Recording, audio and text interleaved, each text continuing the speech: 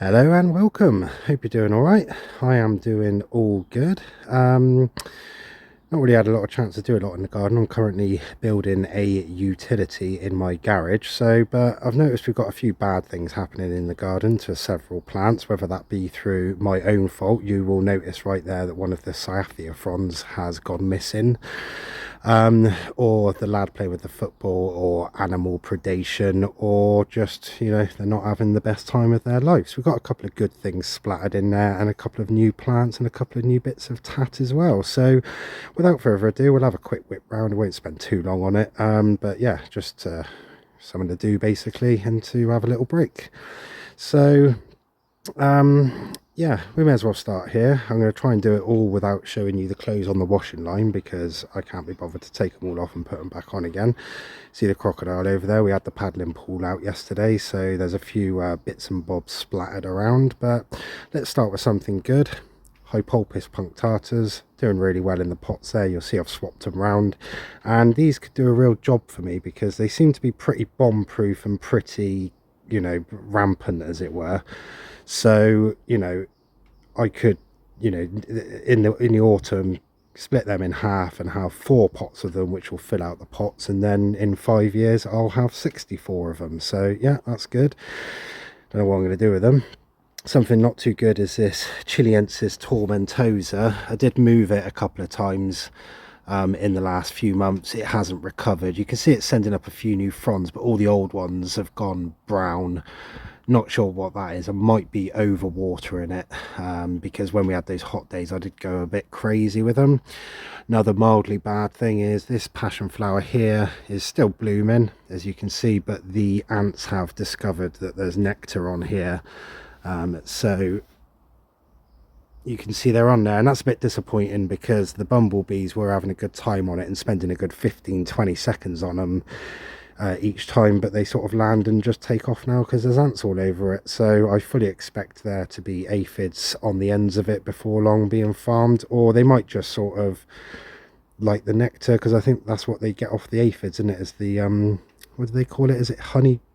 No, not honeydew. I can't remember, but anyway, yeah, that's why they farm them. So yeah, not too worried about that, to be honest with you. Major thing plant wise is just to get a lot of weeds everywhere. Like I said, I haven't had time to micromanage everything, so just need to pull those out. This passion flower is going some. One thing that's quite annoying now, I'm not sure if you can hear the ticking over here. That's dripping from the gutter, so I need to get out there and clean the gutter out. But of course I've put these wires in now, so I can't get the ladder in there without taking them down, so that's annoying as well. But hey ho, that's how we go. So yeah, down here my next project is doing the utility. I need to bring, you see all those pipes down in the corner, that's just sleeving. So what I need to do in this area somehow is bring out a mains cold pipe for a cold tap, a cold tap coming off the water butt so I can fill my watering can with rainwater, the gravity irrigation, the pumped irrigation, put a tap on the pumped irrigation so that I can use the hose pipe with rainwater, the socket for the waterfall, and that connect up the lights to the light switch there, which you can see, and tidy up the heating, and a hot tap as well, because if I do ever get a hot tub, it's cheaper to fill it up off the gas boiler than it is to fill it up cold and let the electric pump do it all. So yeah, that's something for the next time, but we're not on that at the moment. You'll notice I've got my hammock out to air out there. That caused a bit of an issue, which we'll get to in a second if you didn't see my post. Fibrosa was actually struggling a little bit, but it's doing a lot better now. I've taken it back in the shade. I did have it up there, but I think it was getting a bit too much sun, but it seems to have bounced back now, so that's all right. Speaking of things that bounce, you can see the football over there in the corner. That's on top of the holly fern. It's also done this atrata and landed right in the crown on that, so flattened all that down. That's going to be a recurring theme. It's also snapped right in the corner there, one of the Traculospermum jasminoides stems has been cracked by it, or snapped by it. This has actually really worked really well though. This is a good thing. It does I wouldn't say it's overpowering stench, but when you're sat up there in the evening with the last light, you do get a nice sort of not overpowering scent coming off that. So that's worked out quite well. Phaxedra, not doing well, seems to be shrinking, not very vibrant. I think it's going to die in the next couple of months. Not sure what I can do about it, but I'm not too cut up about that because I want to put something else where it is anyway, just to give me a bit of height and a bit of something there. The Blechnum spicant in the middle of the patio, not doing well, been footballed, been trod on, been this, that and the other. So yeah, he doesn't look like he's doing too well there, so I'll probably take him out, put something else in there for the winter, and we'll go from there with that. So over here, funny enough, one of the hardest things to grow, which is that maidenhair, is actually doing really well. It's got loads of bindweed running through it. I'll have to try and get out today and rip up all this bindweed.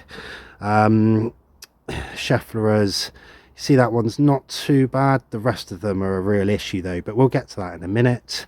This Cyathea, you may notice that one of the big fronds is missing that was coming up to our right there that you can see was snapped. That was me. I had to get out the other side of the fence where the hammock was on the area through the gate. It was a windy day. I moved it up here to this section next to there, walked out the gate, heard a big crash, knew exactly what had happened and was like, please be that hit in the slide, please be that hit in the slide. But alas, no, it had fallen right on top of that frond, which only took 2.5 months to come out. So bleh. But yeah, there we go. Dropped to its Wallichianas on the corner there. The main crown got frosted off a couple of years ago because I put them in right before winter, which wasn't the greatest idea I've had in the world. But this one seems to be recovering a lot better than the other one, but they just don't seem to be sizing up. So I have been keeping an eye out for them when I've been going around, but they're quite actually reasonably hard to get hold of them. They're sort of very sporadic. On the good side, these three plants here, the small Dixonia, the medium Dixonia, and then the Fatsia are doing really well. This is really overgrown the path, which is what I wanted to do. So it's like the little one has to sort of crawl through the jungle to get to the back of all this. So that's not doing too bad. As we walk around here, one of the bad is this Hydrangea Samanii that's up against the fence there. You can see I've got a bramble coming up through as well. It just doesn't seem to be able to get going. It doesn't really get any sun there. I'm hoping now all the Fatsia leaves are off it and it's getting a bit of air to it, that it might grow up and then hopefully it'll hit a bit of light and get going from there. But we'll leave it for now and see what happens. This Atrata got footballed, which is why it's so flat. Something good. Cyathea is booming. I've got another frond coming up there, and actually, like I said last time, they're pretty big. It's about 1.2 meter. That if I stood it up straight, it would probably be 1.5 meters.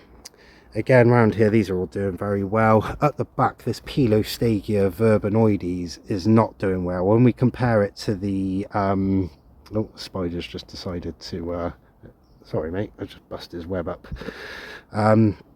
Yeah, this isn't doing too well. I've got a feeling, you can see the Fatsia stem there snapped last year. That was because it was overwatered, which was me testing the irrigation out constantly. But I've got a feeling it's not very well drained there and quite saturated, so there's not a lot of oxygen in this corner because it doesn't get any sunlight whatsoever. So I won't water in here, which is a bit difficult because obviously I've got the Dixonia, but I'll try not to water it, and then in the autumn I'll put a massive load of mulch on it, organic matter, to try and bring some worms in to aerate it a little bit. But as long as it doesn't die, I'm sort of okay with that. But yeah, if we contrast that one there to this one here, you can just see the difference on it. This one's a lot more bright green and vibrant and is going some finally, so happy with that. Or elsewhere around here, apart from the bindweed, this is all going not too bad. You can see what the Blechnum spicant should look like. So moving on into this bit, here's 2 bits of garden art I've got. They're on little stakes so they don't go against the wall, so I can put them anywhere. So they look quite good. I haven't found a place for them. I'm going to do all the art in one session in one go, if you see what I mean. But yeah, they're quite good. I just saw them, I've never seen them before. They're 50 quid for the pair.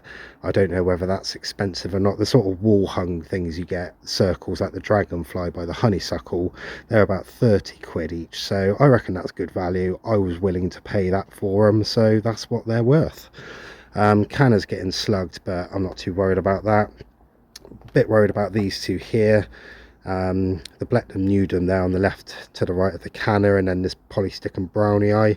I think they're getting too much sun, because that gets the full pelt of the midday sun there. So yeah, not sure they like it there, but they were just place sitting anyway, for when I get a big Dixonia, but I might have to just move it around. New plant alert. Got the Terrace Umbrosa there. You can just see it in the pot in the middle there.